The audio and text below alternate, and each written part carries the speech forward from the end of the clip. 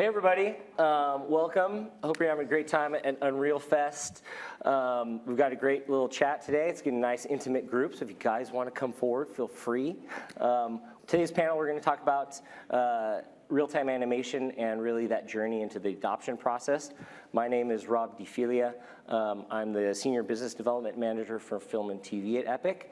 A little bit about myself. I'm gonna age myself here.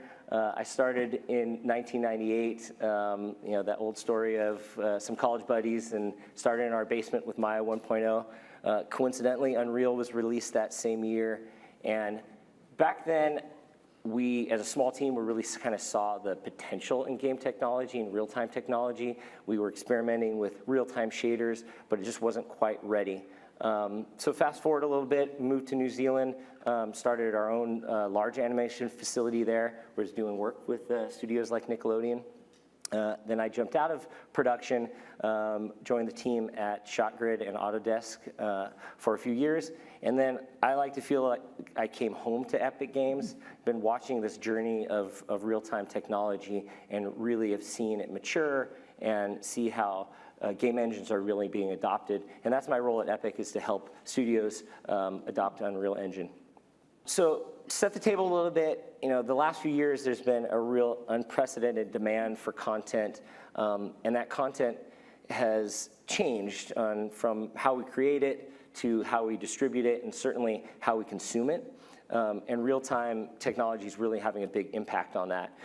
It's transforming how creatives are telling their stories and how those stories are really being delivered to audiences. So we're seeing a lot more studios adopting the pipeline. We're going to talk to some of them today. Again, we've got some questions that we'll save for the end. So let's introduce our guests. I'm going to start with Sika von Medicus. I've got two glasses. I can't read this, sorry. Sika von Medicus. She's a CG supervisor at Nickelodeon Animation. Sika's worked on a ton of projects at many studios, including Loki, The Morning Show, Hey Arnold, the movie, Teenage Mutant Ninja Turtle, 2012, the animated series, and many more. She's very passionate about innovating in the CG industry with new technologies and expanding the voices to tell the stories we see on our screens.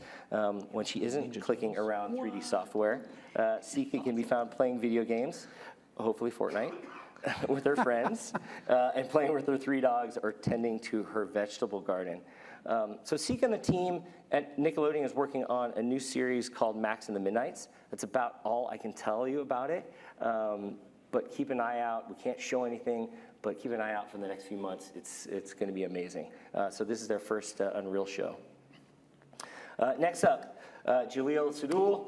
He's the Chief Creative Officer and co-founder of Steamroller Animation.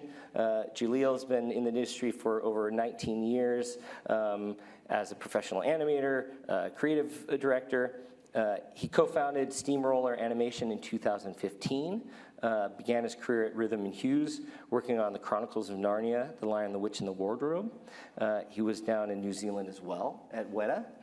And he spent 5 years as senior animator on The Water Horse, Prince Caspian, Avatar, The Rise of Planet of the Apes. And then Jalil moved from VFX to feature animation, joining DreamWorks.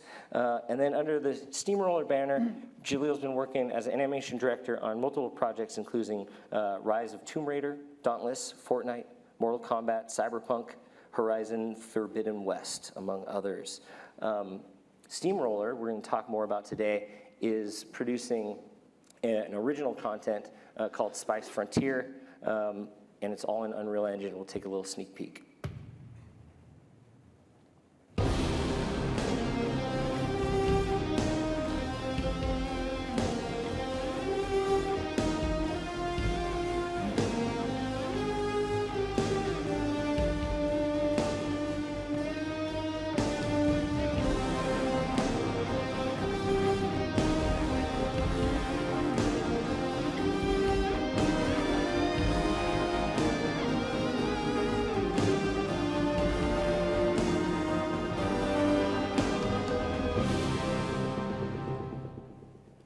That looks awesome. Animation is definitely their superpower at Steamroller. It's really amazing. And last but not least, Martin Walker, CTO of Digital Dimension, worked with him for several years now. He has architected game engines, production pipelines, online game technology stacks to unleash the creative power of artists, designers, and programmers on over 100 titles. His current role at Digital Dimension, he ensures animation studios remain at the forefront of technology trends in CG animation. And under his direction, pipeline developers and technical artists have put together a robust real-time linear animation pipeline centered on Unreal Engine and used to produce multiple animated series of over 2,000 minutes of animation. And Digital Dimension just recently was working on Disney Plus's new series, Kazazimoto, Generation of Fire.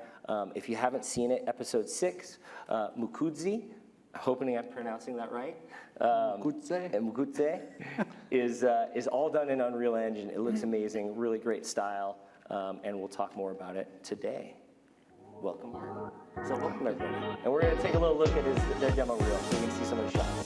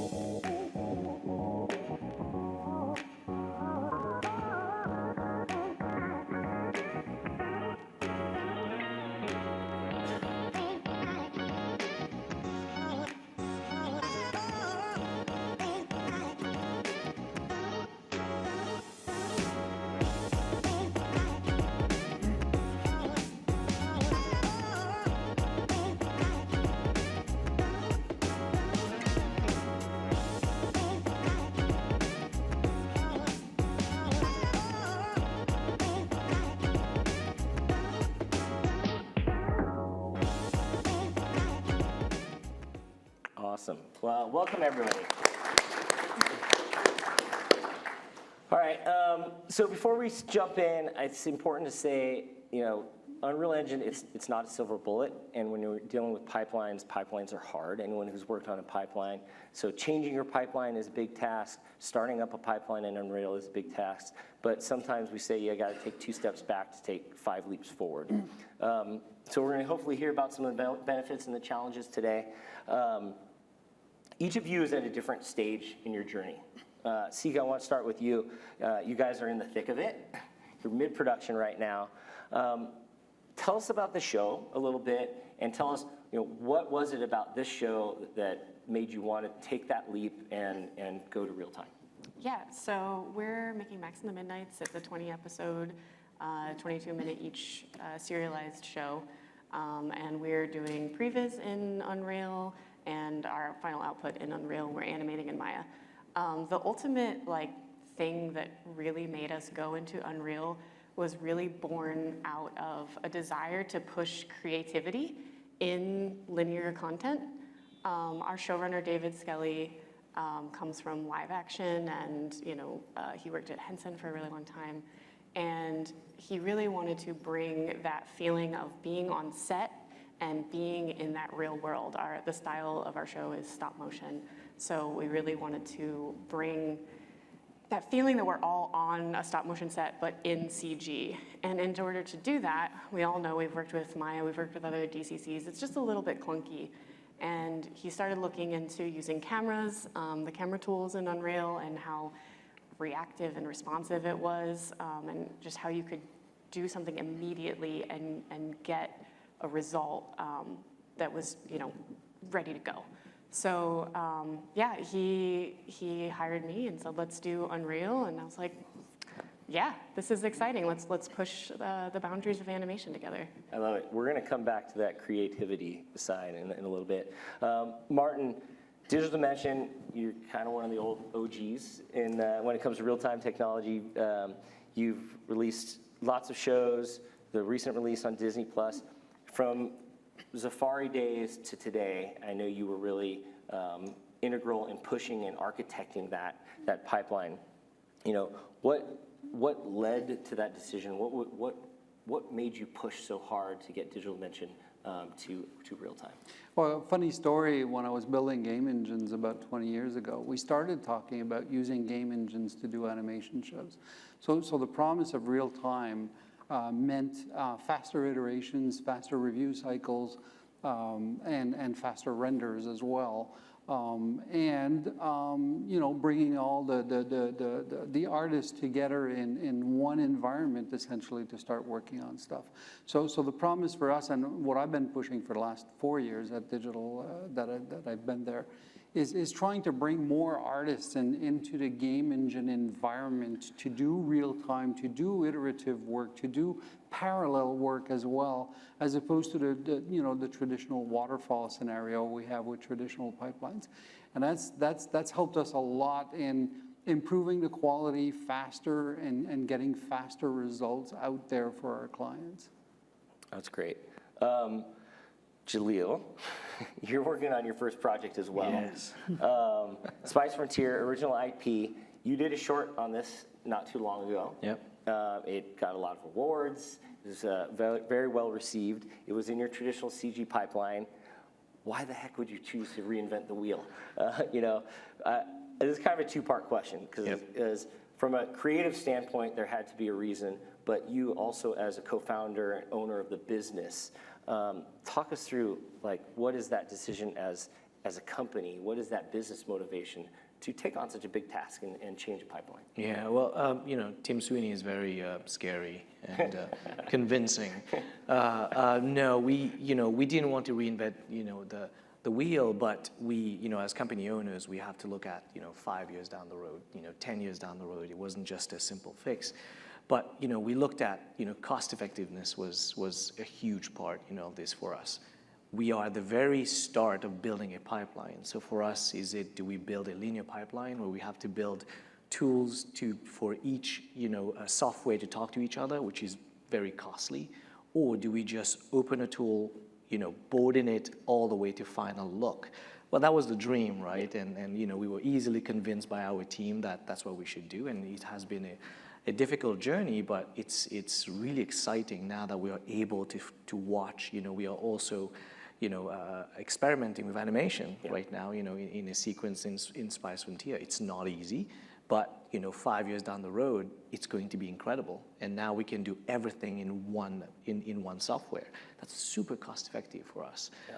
Also, there was a fear of missing out. Everybody's doing it in Unreal right now. We're like, hey, there's so many tools being built. This thing is gonna pick up. Yeah. So let's be a part of this wave. Yeah, we've talked. And Martin, we've talked, and beyond just this linear content strategy, is there a broader strategy from the company? I'll throw out the buzzwords of Transmedia. Are you guys looking at interactive games? I know you both have backgrounds in that. Is that a component of this decision? Yeah, most definitely. In fact, the whole discussion around real-time animation started from Transmedia doing projects where assets can be used for both games and linear animations. We're working on our own IPs, and the idea there is that we want to, saturate all the different markets with our IP, including animation and comic books and games and stuff. So for us, that's a key piece, and it's really important to our strategy. This whole Transmedia thing, we're trying to sell that to some of our clients and basically say, hey, we can reuse assets across games and animation. We just finished doing a trailer for a game that I can't talk about because the trailer hasn't been released yet. And what we did was we literally took the assets straight from the game, including the animation rig. And aside from up-resing a couple of assets or whatever, we basically just did the whole animation. It's a promotional trailer. It has to be high res. High quality. So, that kind of dynamic, it saved us a tremendous amount of time in having to rebuild assets or something like it. That's really important and key in our strategy at DD. Yeah, Jaleel, I mean, your background, the company also does games. Is that a component of it? Is there a unification of the pipeline that you're looking at? Is that down the road? Kind of where are you in that vision? Absolutely. I think, similar to Martin, I think Spice Frontier was called Spice Planet, before, and we changed it because of Spice World and Spice Girls. But it started as a video game. And, very quickly we realized, well, we're not an expert at making games yet, so let's do what we are good at, telling stories in a linear format. But now we can actually, these characters are already rigged. There's walk cycles and run cycles. We can plug in a controller, we can run, on set. And I challenged somebody to try that out, and it was so easy to get that working. So now we're thinking, my CEO is actually sitting right there. He's really watching me when I'm saying. But yeah, right now we're starting to think about, okay, well, what's the next thing for us in the world of Spice Frontier? Let's just, develop a small game first to make sure that it's going to work. Yeah, absolutely. Awesome. Nickelodeon, it's a bigger ship. It's it's a little different. Do you see hints of that, or is it kind of just murky right now? I think there's potential. There's potential. Yeah. Part of the reason why we have Unreal Fest is to educate people, and we know that there's a lack of talent that knows the engine out there. So that's a process of, Jaleel, has it been a challenge transitioning artists, getting artists up to speed? Like, what does that look like for Steamroller? When we started, we did a bid for the show, for the 32-minute episode, but we bidded it out very much like a traditional way of making film. Even though we knew we were going to use Unreal, we were terrified of it. So we went with the approach of the inverted pyramid. We said, well, we're going to start using Unreal, and by the end of the project, we'd be using a lot of it. Yeah. And but we, the bid was completely wrong. We were like millions of dollars, over it. Sorry, buddy. But it was way more expensive, and that's because we realized midway through we were not just making an episode. We were actually building a pipeline through it. And when it came to hiring, we had bidded for a certain amount of compositors and lighters, but as we're building the pipeline, we're realizing we actually don't need the traditional lighters and compositors. So my compositing supervisor was terrified. He was like, I'm going to lose my job. I was like, well, no, we're just not going to grow the team, any bigger.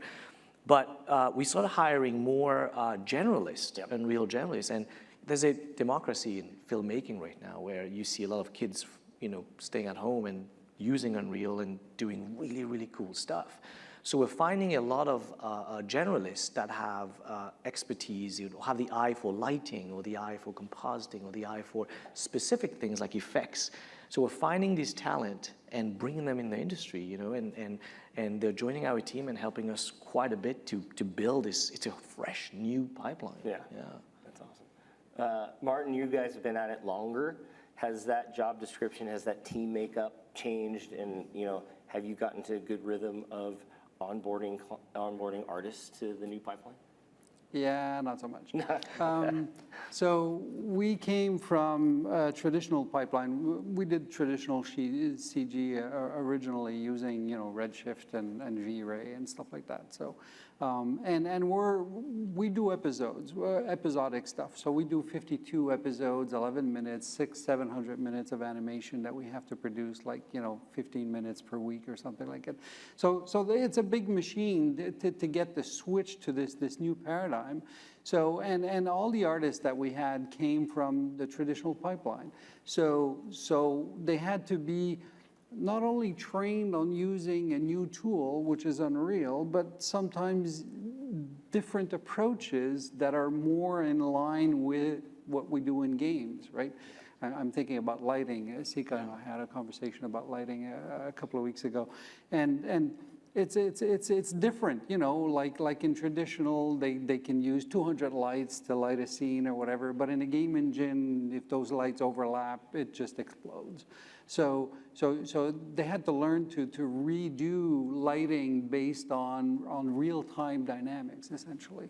So it's been a journey in getting, and that's been my journey the last 4 years at DD is, like I said, getting those artists inside of Unreal, and some of them feel threatened by it, like Jaleel was saying. I had some animators saying, well, the day we're gonna do animations in Unreal, I'm gonna quit and go work somewhere else, and they did, right? So, but that's okay, because then we could hire an artist that was really gung-ho on doing stuff inside of Unreal, and then that gets going as well. So the journey's been long. We're not 100% there yet, specifically on VFX. The easy thing is when you're faced with a deadline and you can't figure out how to do it in Unreal, but I know how to do it in Houdini in 2 hours type thing. Well, they'll fall to Houdini, and then opens up the can of worms with like compositing, as we were trying to get final pixel out of Unreal. And we managed to do that in 60% of our shots, but we still have to deal with compositing. So yeah, it's not an easy task, and there's a lot of work, a lot of education, a lot of training, and thanks to Epic, they actually came into our studio a couple of times, doing a massive like, hey, this is Unreal to all our staff. That was fun, and so it's a continuous thing. Ongoing process. Yeah. Sika, you have to challenge on two fronts. With Nickelodeon, focusing on your in-house team, really focus on the pre-production, the story development side, and you have a lot of legacy there. So on one side, you have to train those artists, convince them, overcome those challenges that Jaleel and Martin were talking about of the resistance of new pipelines. Secondly, you're working with an outsourced studio. There's not a ton of studios. There's some studios here and in the audience that have adopted Unreal. But was that a challenge, finding a studio that had experience, met your budgets, or had the appetite to dive in and really try Unreal? Yeah, so we got really lucky. First of all, when Max started, there were a lot of other shows running at Nickelodeon, so there wasn't a lot of talent to pull from other shows. So we got to our in-house team, we kind of built from the ground up. I had been at Nickelodeon for a while, and a couple other people had, but most of us were eager for change, and we had that appetite to do something different. So all of us were ready to dive in, and we were just ready to learn anything. We've been through Redshift changes, we've been through Houdini, all those kinds of changes. So we were ready and malleable. But it actually wasn't a challenge, but our vendor studio that Nickelodeon predominantly works with, at the time I came in, they had already been chosen. So I wasn't a part of choosing a vendor. And it worried me a little bit because, adopting from Maya pipelines into Unreal was a daunting task. And I knew that a company like Nickelodeon, I'd worked there for many years, they need to see the reason to change. Everyone across the board, artists, everyone. And I didn't want to change too much. So I kept a lot of things the same so that things would move smoothly and we could change them over time.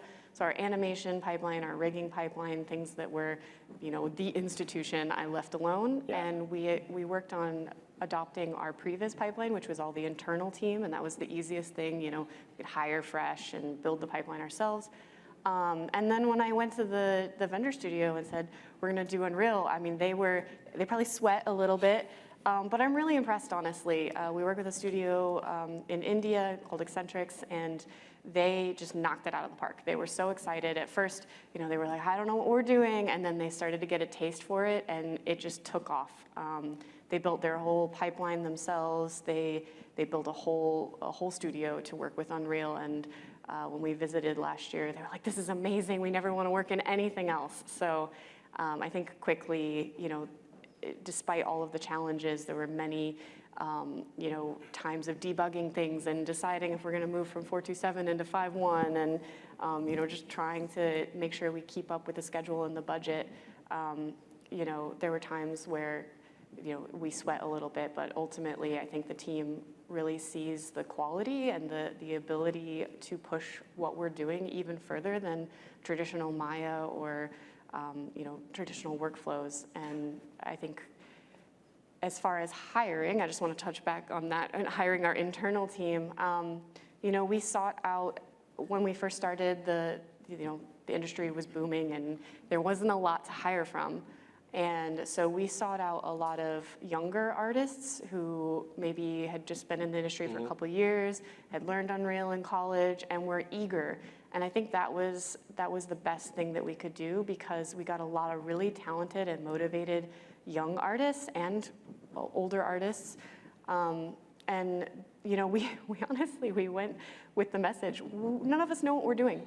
And the whole leadership team, you know, a couple of us had worked with Unreal or done smaller projects, but ultimately, no one in the industry had really been doing this before. And I think we really rallied behind that message. Yeah.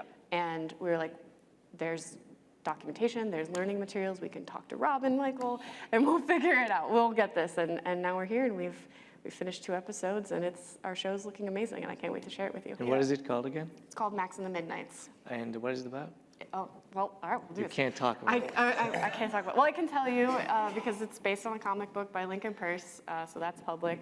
It's about a girl in the Middle Ages, Max, who's a fierce fighter. She doesn't take no for an answer. She wants to become a knight, but in the Middle Ages, she's not supposed to become a knight, and so she she's like, no, I'm gonna do it, and she goes off on an adventure with her friends and fights dragons and zombies and lots of good stuff. That's so awesome. yeah, I can't wait for you guys Very to see cool. it. Love it. Well, while we're on the subject, Julia, why don't you tell us a little about Spice Frontier and kind of what it is? What it is? Well, Spice Frontier is the story of this. You're putting me on the spot right now. Yep. And just so you guys know, there's a giant ticking clock here. It's like a bomb. It's going down. There's 22 minutes left. So it's the story of this chef who grew up with parents that are aliens, 360 years in the future after Earth has been destroyed. And he just discovers this book that leads him back to his ancestors, and he wants to go, and this is a cooking book, and he goes, wow, these ingredients are authentic, what they used to use, but now we're all using substitute, ingredients. So he goes on this journey, he meets this crew, and he goes on this journey to find all of these colonies of humans that are spread around the universe to see if they have these authentic ingredients. I mean, the story came from me watching Anthony Bourdain, Parts Unknown, and loving Anthony Bourdain to death, and then going, and my love for Star Trek, I was like, what if Anthony Bourdain was doing this, throughout the universe, traveling, going to planets, and it's not about the food, it's about sitting around a table, learning about the culture and the adventure of finding that food and that ingredient. So that's how we started. And then we wrote a book, which was like 300 pages, really, because we designed the world the same way we design, if you guys play Dungeons and Dragons, we decided to create the world first and then throw our characters and then see how they interact. And it worked out really well. So when we build the world, we actually published it as a book, so now it's our Bible, for the artist and for the storytellers that are working on the project. That's amazing. I can't wait to see it. Yeah. Me too. Well, talking about style, we're in this period. I wouldn't describe it as style revolution per se, but certainly there's been an acceptance on the mainstream content for historically non-mainstream styles. Yeah. And pushing visual risk-taking. With Spider-Verse, you've got the new Turtles movie that came out. Martin, I'll start with you. Anyone who we talk to together, I bore them to death because I always talk about the shader that you guys have developed at Digital Dimension. Unreal, we can't show. Yeah, you can't show. Unreal certainly known as a photoreal renderer. None of your shows are photoreal. How has developing your own shader allowed you, and the engine allowed you to kind of push styles and creativity in the engine? Well, I mean, so some of our IP that we're working on is meant to be kind of like comic book style render, like in 3D animation. So it's very flat, cell shaded, but it's got a whole bunch of other stuff like rim lighting and whatever, and we can even add texture to the drawn line and stuff like that. So, we started doing that in Engine in 4, I think 26. We were modifying the game engine source code. We were building the game engine, and that became a bit of a nightmare to maintain every time there was a new release. Yeah. And then when 5 came over, I said, okay, so with 5, we can move all of the stuff we're doing inside of plugins. So now we have everything inside of plugins, and we don't have to rebuild the game engine anymore. Phew, which is some painful moments there. So and that's what Unreal Engine allowed us to do. We actually have some HLSL code injected in some of our materials to be able to pull the styles that we want. And it's not necessarily something that we could have done in any of the other render scenarios. So the game engine is allowing us a lot more flexibility in creating this style. And the beauty of it is it's real time. Yeah. So we can use it inside of our game or inside of animations or inside of anything that we want to create outside of Unreal. Jaleel, as creative director on Spice Frontier, it also has a beautiful look, very stylized. Was that a concern, transitioning that into Unreal Engine, and kind of what was that process to fine tune along the way and get it to what you wanted as a creative director on the show? Yes, definitely. I think there's, I remember putting Prince of Egypt in front of my team and said, that's the look I want. And they were like, oh my God, how are we going to do this, in Unreal? Because Unreal out of the box is very realistic. But, we had the short film to work from, and we said, that's what we want to try and achieve, but we're going to do everything the way we are used to, the traditional compositing to get the look, because we had to finish the show. It wasn't just about using Unreal, correct? So, but little by little, I had my team, build that first little vertical slice, that can we get the look that we had in the short film, but better. Yeah. So we did it, but we used compositing and all that stuff. And then what I did secretly, not to panic everybody, I took these shots and I gave it to my Unreal team and said, can you guys match this in Unreal? They're like, I think we can. So you had a rogue Unreal So I had a rogue Unreal team, and because I was Great for confidence. because I wasn't sure if we were able to do it. But I was like, Yeah. but if that's what we need to do, we got to try and do it. Because at first we were thinking, well, the compositing pipeline needs to still be there, and all shots will go through compositing. And I said, but what if we can do 50%? Yeah. Final pixel, and that sounded crazy. I remember you mentioned, are we doing final pixel in Unreal? I said, no way. There's no way we can get that look.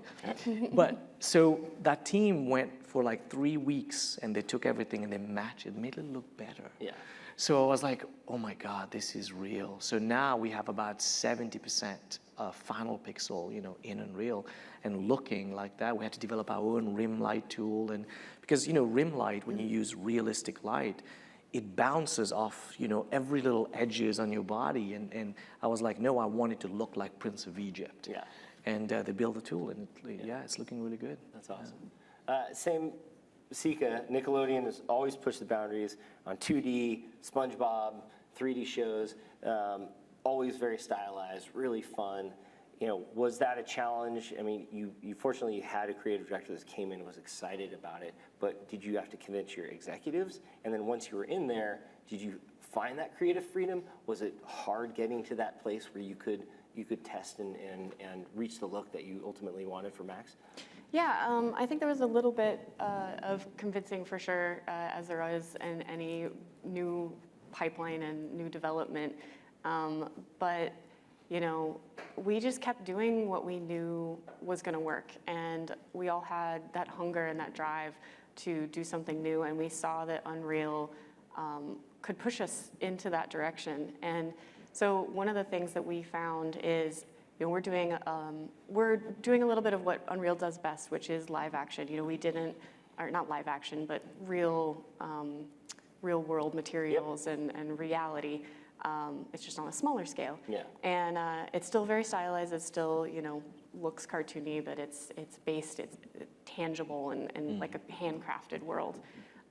So we had that advantage because Unreal does best with that, with bokeh and depth of field and camera mechanics and things like that. I think what really, really helped us is the real-time iteration. Yep. So honestly, that's what gave us the leg up. In a traditional CG pipeline, you have to wait for renders, and 2 weeks could go by, and it's still not quite where you want to go, and you just have to put pencils down because you don't have any more time. You run out of budget. Your producer's saying, "Okay, let's be done," and the creative director's like, "No, I want to do one more thing." But Unreal gave us the ability to get to a final look in an hour.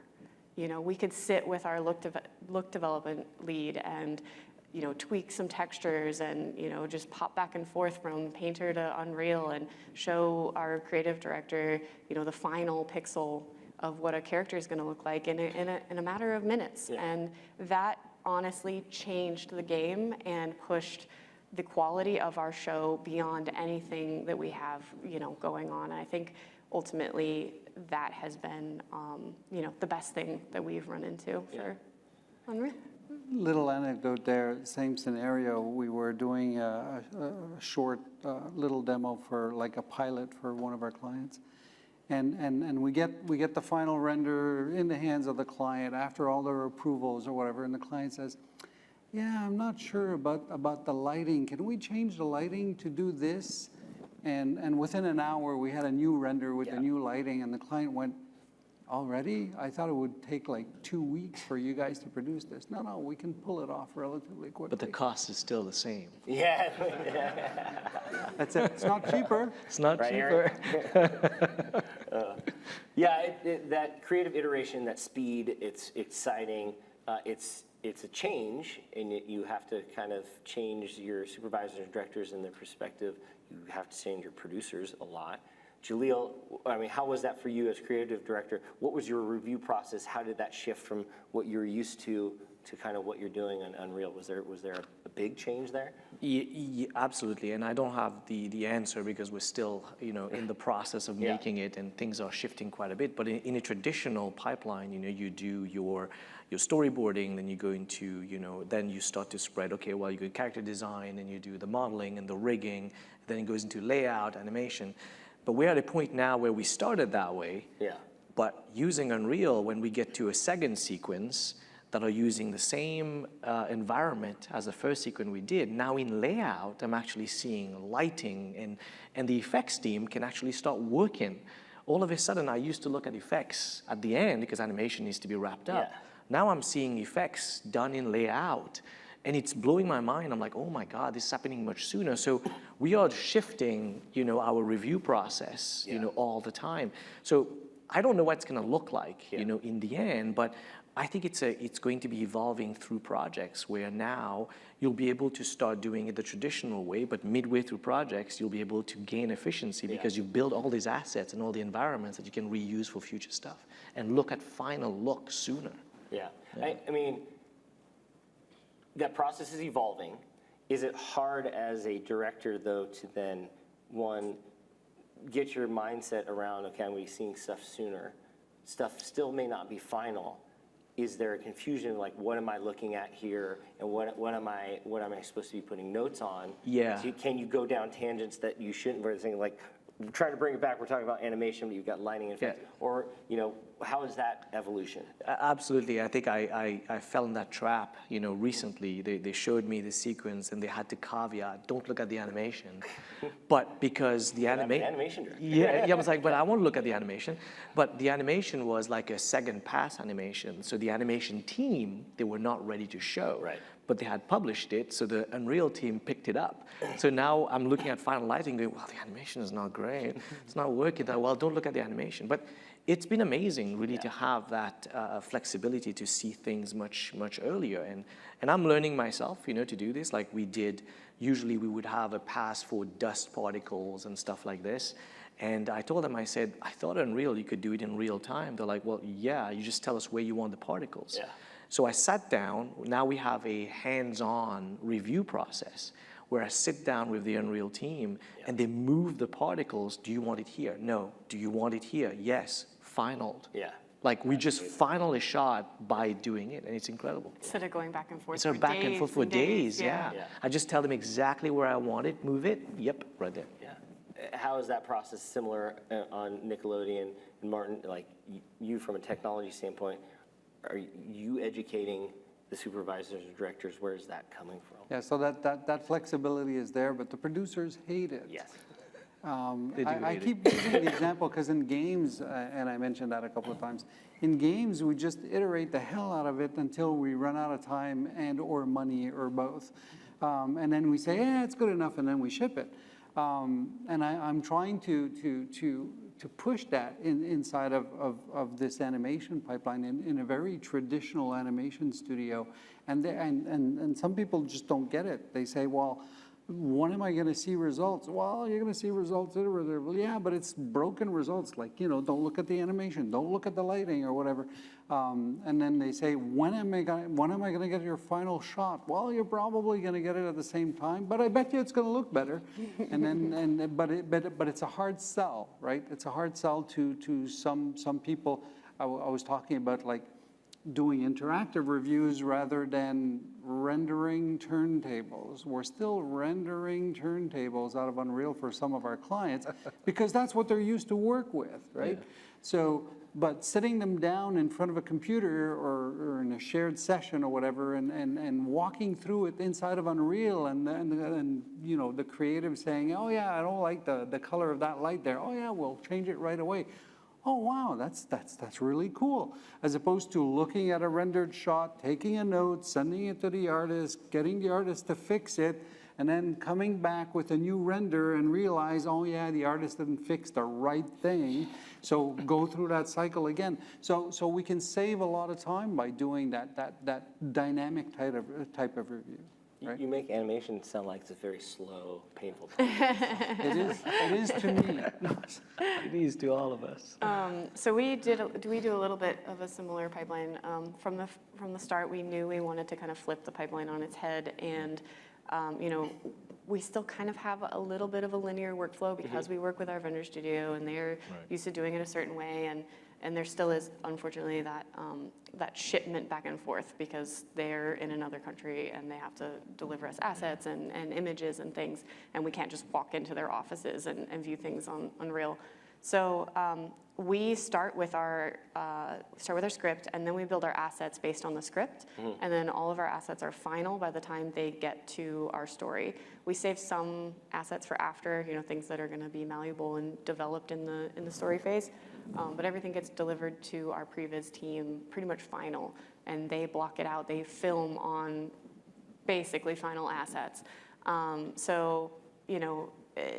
It's interesting, just like changing the way that we work and changing the formula. And I think one of the biggest challenges as we see it is, in my role, I'm in between the producers and the higher creatives, and finding that balance of when to put pencils down and when we can keep going has definitely been difficult. I think we're still working on that because there are sometimes, where the producer's like, all right, we're done with the stage, we need to move on. And I'm like, yeah, you're right.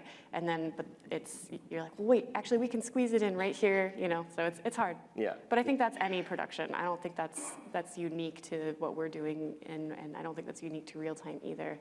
I think that's pretty normal. Yep. Thank you. I want to thank Jaleel, Sika, and Martin for joining us today. It's awesome. So nice to have you guys. Thanks for having us.